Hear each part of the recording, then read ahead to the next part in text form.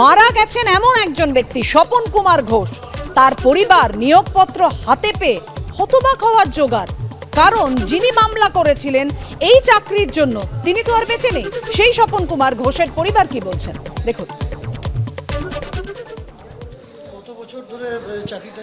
অনেক বছর, আমার বিয়ের আগে থাকতে তো বিয়ে নয় বলো, বিয়ের আগে থাকতে বললো এই চাকরি হয়ে যাবে বলেই আমার বাবা তাড়াতাড়ি বিয়ে দিয়ে দিল। 36 বছর চলছে বোধহয় এই কেস ইয়েটা। হ্যাঁ হ্যাঁ হ্যাঁ হ্যাঁ, প্রথম মামলা করেছিল। ওই যে ওইভাবেই চলছে। হঠাৎ এইটা খবর কালকে রাত্রিরে পেলাম, ওই ইয়েতে খবরের চ্যানেলে দেখিয়েছে। কেউ এদের বন্ধু বান্ধবকে এই খবর দেয়নি। ওই খবরটা দেখে আমরা এবার বলছি, এবার ছেলেটাকে বলছি চেষ্টা কর কিছু যদি ব্যবস্থা করে। বলছে আমি কি চেষ্টা করব, তবুও চেষ্টা করতে হবে। অ্যাপয়েন্টমেন্টের আসেনি, অনেক চেষ্টা করেছে। ওইরকম বোধহয় কেউ করতো, টাকা পয়সা প্রচুর খরচা করেছে। আমাদের লুকিয়ে টাকা দিয়ে দিত। আমি তো হ্যাঁ সংসার চালাতে পারছো না, টাকা দিচ্ছ, তুমি বকুনি তো, যদি চাকরি হয়ে যায় তখন কত সচ্ছলভাবে সংসারটা চলবে। অনেক অনেক চেষ্টাও করেছে, বাড়ির কাজ বাজ বন্ধ করে ওই পিছনেই ঘুরতো। বাবা রাগ করতো, আমি রাগ করতাম, এরকম কিছু নষ্ট করলে হবে। আর বাড়িতে ও বড় বলে না, ও কি সংসারের ভারটা ওর হাতেই ছিল, বাবাও দিয়েছিল। সুতরাং আমরা গুরুত্ব দিতাম না, দাদা আছে পয়সা করে, ওই জন্যে ইচ্ছা মতো খরচা করে ফেলতাম। আর বললাম না সরম ছিল, মানে মনের মধ্যে কোনো প্যাঁচ বা কোনো মনোভাবটা ছিল না। ও ওপেন মাইন্ডেড একদম। হ্যাঁ হ্যাঁ, খরচা হচ্ছে যে এটা কি আমার এত খরচা, এটাও ভাবতো না। মায়াটা লড়তে হবে এই আর কি। আর একটা কথা আমি বলবো, উনি তখন কংগ্রেস করতেন, এবং কংগ্রেস করতেন মানে একনিষ্ঠ কর্মী।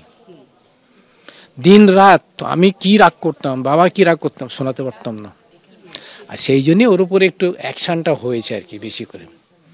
তারপরে বামফ্রন্ট এসে গেল, ওই বামফ্রন্ট আমলেই এদেরকে হ্যারাসমেন্টটা হলো।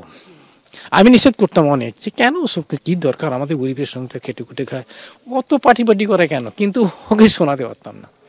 ও এই যে মামলা করেছি এরম জিতবই, এরম ওর মনোভাব। কিন্তু আমি একটু অন্য মাইন্ডেড দিতে খামাকালু কী হবে, কিন্তু ও শুনতো না।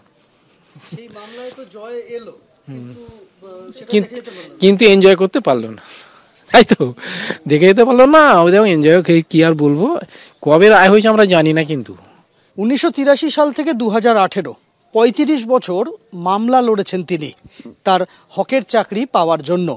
আর 2018 সালে যখন তিনি শেষ নিঃশ্বাস ত্যাগ করেন, তখনও মামলার ভবিষ্যৎ কি হবে সেই দুশ্চিন্তা তার মনের মধ্যে ছিল। পরিবারের সদস্যরা বলছেন যে স্বপন ঘোষ, জাঙ্গিপাড়ার ভীমপুরের স্বপন ঘোষ, যিনি এই 65 জন মামলাকারী তাদের অন্যতম, তার গোটা জীবনটাই তিনি এই মামলার পিছনেই কাটিয়ে দিয়ে গেলেন। এমনকি মামলার পিছনে এত টাকাই খরচা হয়ে গিয়েছিল যে শেষ জীবনে নিজের চিকিৎসাটুকুও করিয়ে উঠতে পারেননি। পরিবারের সদস্যরা অপেক্ষায় আছেন, যদি তার চাকরি, তার হকের চাকরি পরিবারের কোনো এক সদস্যকে দেওয়া হয়। যদিও কিভাবে সেটা সম্ভব তা তারা জানেন না। 2018 সালে যখন তার মৃত্যু হয়, তার 6 বছর পর যখন মামলার নিষ্পত্তি হচ্ছে, যখন বাড়ি বাড়ি অ্যাপয়েন্টমেন্ট লেটার পৌঁছচ্ছে, যদিও যাদের বাড়ি পৌঁছচ্ছে তারা আর চাকরি করার মতো শারীরিকভাবে সক্ষম নন, এবং তাদের বয়সও তা অনুমোদন দেয় না সরকারি চাকরির। সেই জায়গায় দাঁড়িয়ে তিনি চাকরি পাননি, এবং চাকরির অপেক্ষায় থেকে থেকে তিনি মারা গিয়েছেন। মৃত্যুসজ্জাতেও তিনি পরিবারের সদস্যদের কাছে আক্ষেপ করেছিলেন যে যদি সরকারি চাকরিটা পাওয়া যেত, স্কুল টিচারের চাকরিটা পাওয়া যেত। কিন্তু সান্ত্বনা দেওয়া ছাড়া পরিবারের সদস্যদের কাছে আর কোনো কথাই সেই মুহূর্তে ছিল না। পরিবারের সদস্যরা এখনও শোকে পাথর। যখন তারা জানতে পারছেন যে মামলার নিষ্পত্তি হয়েছে, এবার অ্যাপয়েন্টমেন্ট লেটার যাচ্ছে বাড়িতে বাড়িতে, তখন গোটাটাই তাদের কাছে প্রহসন ছাড়া আর কিছুই মনে হচ্ছে না। পার্থপ্রতিম রায়ের সঙ্গে সন্দীপ সরকার, এবিপি আনন্দ, হুগলি।